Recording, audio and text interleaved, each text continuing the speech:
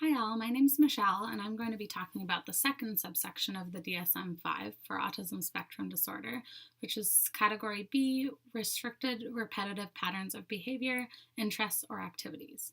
So those with autism spectrum disorder will demonstrate at least two of the following four symptoms as per the DSM-5. Firstly, they'll demonstrate speech, motor movements, or use of objects that is stereotyped or repetitive.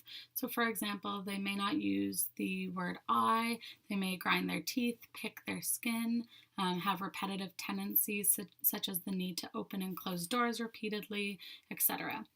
Secondly, they may have an uncontrolled desire to adhere strictly to their routines, ritualized patterns of verbal or nonverbal behavior, or a very strong opposition to change. So, something as insignificant as the weather not being as anticipated may really upset them, for example. They may also have compulsions or an inability to understand humor as well. The third symptom is a highly constrained or fixated interest that are unusually intense. So they may have obsessions, preoccupations, or odd fears.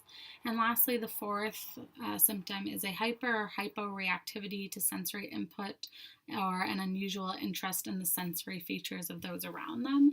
For example, those with autism spectrum disorder may have a high tolerance for pain. They may not enjoy certain textures. Some struggle with the textures of their shirts or the feelings of the tags in the back of their clothing. They may squint often. They may really like sensory tactile objects. So again, those with autism spectrum disorder will demonstrate at least two of the four symptoms that I just spoke about. They could demonstrate all four, they could demonstrate three, but at least two will classify them as having autism spectrum disorder. Thanks.